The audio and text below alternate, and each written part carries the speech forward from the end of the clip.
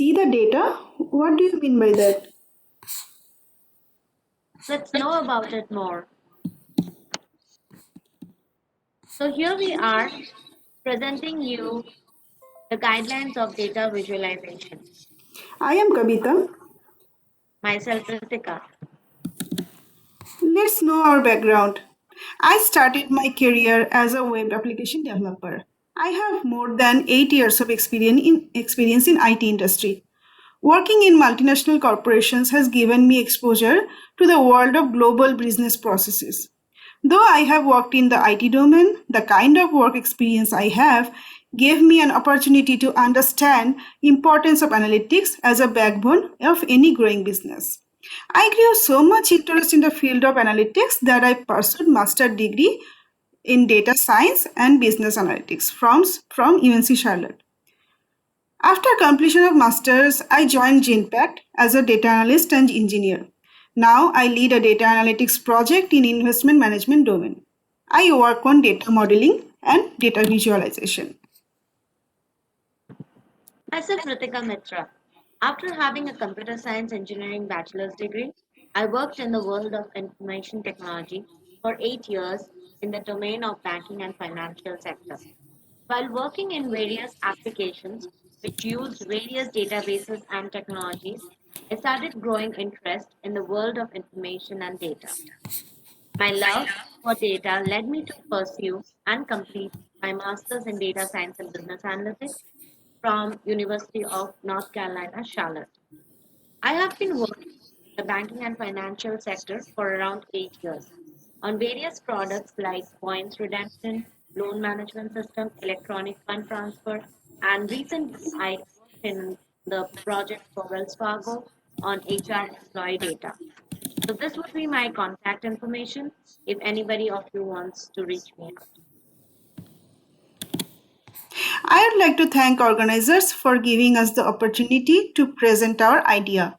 Ritika and I worked on several projects together. We found some common ideas, tips to make beautiful visualization. So why we have chosen this topic? Visualization was a nice to have skills a decade back, but it has been must have skill for analysts, managers, and many other professions. Today we are going to talk about some guidelines and best practices to follow to make your data visualization more effective and insightful. Think about this scenario. You can see in the picture about Excel file. You are a regional sales manager, and you ask your store managers what are Q3 numbers, and they in reply provide with some Excel files with all details. We can imagine the pain to check the sales number for different stores, product categories, and products from the Excel. It will not be very easy to check for individual products which are not being sold enough, or specific days when some categories are sold least, and which stores are not doing great as other stores, etc. So visualization as in how does the visualization help us? So, as Kavita already explained you through an example, it the visualizations always help us quickly recognize the patterns and trends in the data, so that we can do an analysis faster and in a more effective manner. So, ability to take action and timely decisions based on the data available is key to the business success. So, we would all agree to that point, right? So visualization effectively represents information as well as derived complex analysis.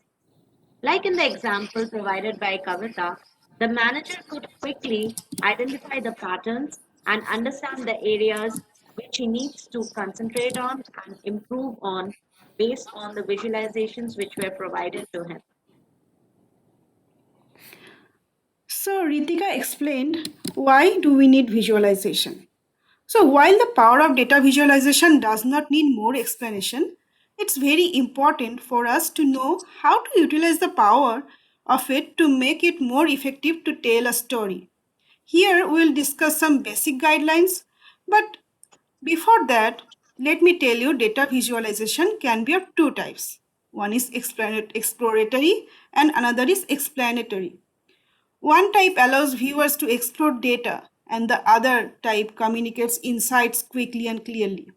Both are effective, but only when they are used with the right audiences for the right reasons. And exploratory is useful when user wants to dig deep into the data, and exploratory is when exploration is done and you want to communicate the story or communicate the insights quickly and clearly to the audience. That is perfectly said, Kavita. So charts and visualizations, like different kind of plots, gives us the opportunity of storytelling. It's a storytelling tool which gives us a chance to make our argument convincing. With the visualizing data, we get a clear and effective picture and how the story can be communicated and what we intend to produce through our visualizations should be provided more usefully. So it sounds simple, but it's not. There are various kinds of visualizing tools available in the market currently. Some make complex and fantastic charts, but you should understand what is your requirement, how the audience you are like intending the visualizations for should react to your charts likely. So if they can understand complex visualizations, of course, go for an in-depth plot or a complex chart. But if they are like simple-minded and the business, they want to understand just the outcome, so go with a simple and a productive chart rather. As we have learned, there are two types of visualization, exploratory and explanatory. Exploratory is the first step. And if you work with the exploratory data analysis, the first step would be to asking the right question. So think about a scenario where the IT team of a company wants to know how they are performing. So they went to the analyst team and they made a chart for them. So this is a chart where tickets processed and tickets received are presented. So the orange represents the number of tickets they received and the blue represents the number of tickets they actually processed for over the months. So after seeing the chart, the manager of the IT team was lost. Like they didn't know what actions to take and they move on to something else. So then the analyst team came back with this chart. That is refining your question that you can act upon. So here the chart is quite clear. You can see the gap. The gap is increasing day by day. The number of tickets, they are not solving the number of tickets as much they are receiving.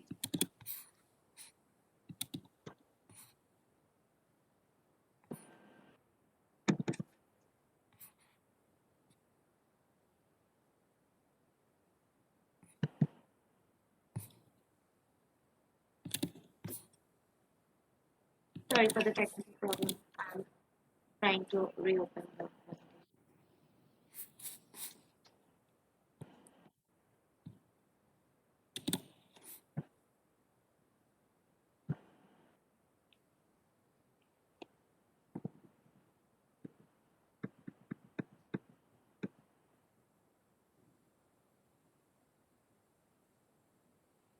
So as explained by Kavita, I would say like this example was a perfect one. So bringing you to another example, so I would like to suggest you that the charts which you decide to make and build should be based upon your perfect understanding of the data. And so our next slide is to choose your charts carefully. This is a very important situation or important scenario when you need to understand the data first before deciding on what charts you will go ahead to make for it. For example, if you see here, there are different categories of like the expenses provided here. There is for grocery, transport, rent, utilities, school fees, shopping, restaurant orders, savings. And all these categories are represented in a different color in this pie chart. So when you have like these number of like segments, then probably a pie chart may work. But think of a situation if you have instead of these number of categories, if you have 50 categories or more than that, would a pie chart be suffice or would a pie chart will be good to represent that kind of data? No, correct? So that's the reason you should understand which kind of chart is optimal for which kind of data. For example, if you see the pie charts representing the same scenario, like same categories, but one of the pie chart represents the last month expenses, and which is in the left side of my slide, and the right side explains the expenses for the present month. So if a manager or if any like business stakeholder wants to understand the difference between the expenses, like he wants to compare the expenses, would he be able to provide the result from these kind of like two pie charts? No, right? And how about if we explain the differences representing in a form of this comparison by bar chart? This is much more feasible to explain the situation because here you can compare the two data on the same visualization and you can understand the comparison and the changes for all the categories throughout. And you can also understand with the number of like the metrics you can understand with the number of the data present in the y-axis. So that is the reason your charts would vary with all different kinds of situations. And so you should select the charts accordingly. Absolutely. And as Ritika explained, what charts should I select and what chart should I select based on your scenario. But here, on the contrary, I'd like to say what charts not to select. So this is a chart, example of bad charts which you would like to avoid. So on the right hand side, you can see a pie chart with so many categories. So do you get any insight from that? No, because it doesn't give you clear idea which areas you need to work upon or what areas are doing well. We don't get any clear idea from this left right hand chart. And on the left, you can see a 3D bar chart. This is also not a good example of charts as many data points are hidden behind other data points. So this is not insightful at all. So in 99% of the cases, you won't want to show this to our audience. Of course, absolutely. So our previous slides were depicting what kind of charts you should select, what kind of charts you should not. Our next feature, what I would like to bring your attention to, is the color. Visualizations and charts and plots have different kinds of colors. I have seen like across all the media and articles and blogs, people use different kind of visualizations with varieties of colors. Of course, color is good to represent the like the discrepancy or the comparison between two categories and features. But you should always keep in mind that the colors should be used intelligently. You should try to use the color to draw your viewer's attention to the right thing. The right thing means what you want your viewer to understand, what your viewer needs to understand to answer that business related question. You should not overcrowd your charts with lots of colors and fantastic color themes, making it looking dazzling and colorful, but ultimately your goal is not satisfied. So that's the reason colors should be selected strategically. also, you should keep in your mind that the awareness of the color blindness people. So you should not use red and green color together, so that it, because it makes like the comparison or makes it uh, difficult for the colorblind people to understand the difference and the comparison. So next, I would like to bring your attention to how you want to choose your charts. We talked about charts, how which kind of charts you should select, which kind of charts you should not, and what kind of colors you should select. So after all, you should understand like uh, how I try to make it useful and helpful for you to understand that what kind of chart you should select on the condition of which kind of data. So here you see this decision tree. There is, if the data has single data and multiple data. So if it is single data, you compare with a goal or increase or decrease, or you can just represent the value only through the KPI. But if you have multiple data, you have varieties of like criterias, what kind of charts you should go ahead with. Like if you have a relationship to produce in the chart or the final report, then you go with the scatter plot or bubble chart. If it is a two variable, then you go with the scatter plot because it shows and helps to discriminate and compare the data statistically. And if you have three variables, go with the bubble chart. Bubble chart also allows you to compare between two measures along with some other dimension. And if you have a composition kind of data, like you need to understand a change in sales or change in change in the business value or profit throughout a particular time, then you go with the area chart. If you have a segmented data, then you go with the pie chart. And also, you should keep in mind that the number of segments should not be more than five for a pie chart. If you have a comparison related data, like if you have a discontinuous data, go for a bar chart. If you want to like compare the frequency or the count, then go for a bar chart. If you have a continuous data and you need to understand through a trend over a time period, then you go with a line chart. If you have both discontinuous and continuous data, go with a bar line chart. So as you see, there would be a bar chart along it would be explained through the time. Now we come to the distribution data.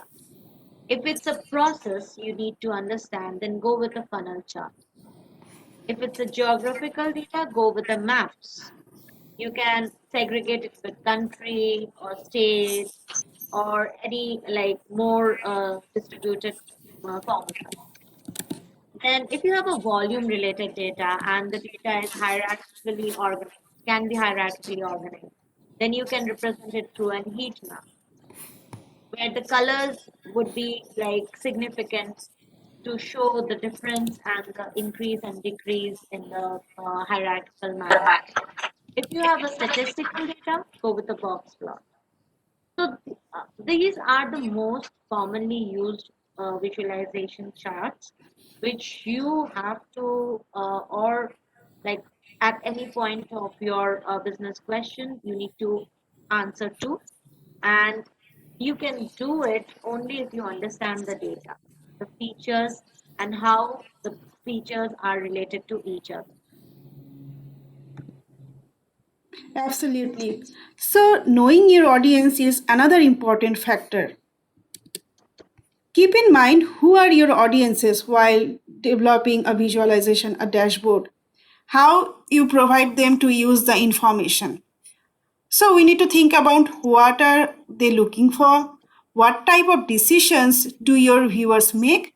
What information do they already have available with them? Or what additional information can your chart provide? And whether they have time to explore interactive website or you just design a one page handout that can we understood at a glance.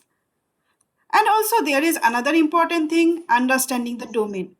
Understanding the domain before working on a EDA, for instance, if you are in the finance or trading domain, ideally you should work on the forecasting visualization, a time series, a trends, or a data across interval of time. So uh, keep in mind four questions: who, what, why, and how.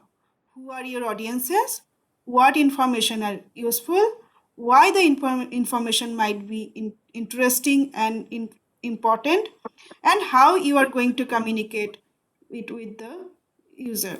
So when I work on data visualization in my company, we usually develop a mock-up screen and have review meeting with the user who are going to use the dashboard or the report.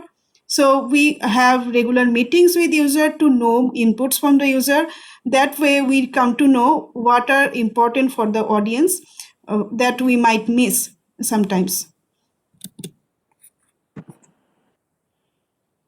So I try to like introduce the user input values in the visualizations we are making.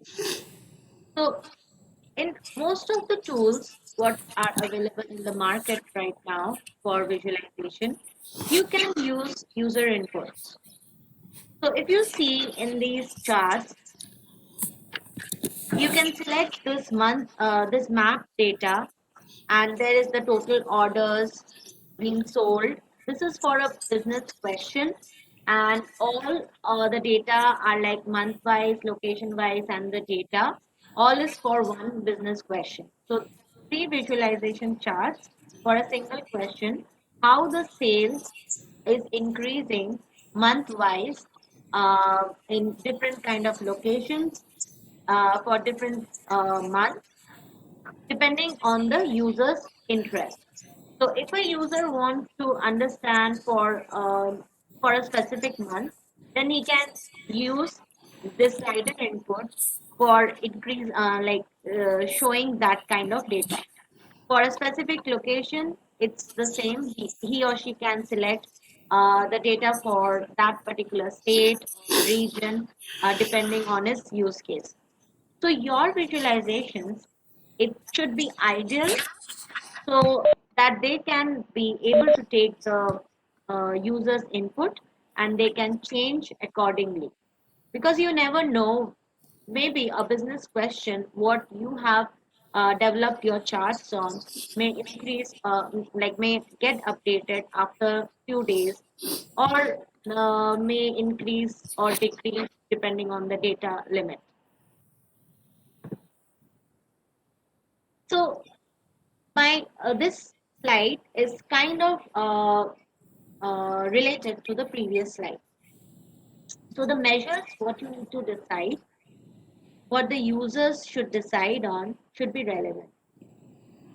The measures like the metrics for the comparison data should be identified properly. Excuse me, in order to analyze the marketing and business efforts. So over time, how the data is changing, your metric should be able to diagnose it and to show it in your visualization reports.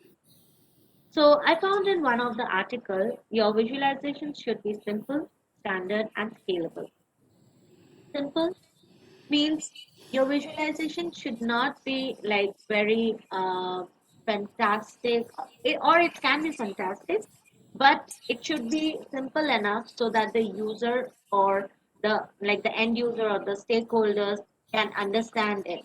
It should not be very complex and should not be like very difficult to be understood and the stakeholders won't get any answer to their business goals, so that won't satisfy the purpose of your plots, right?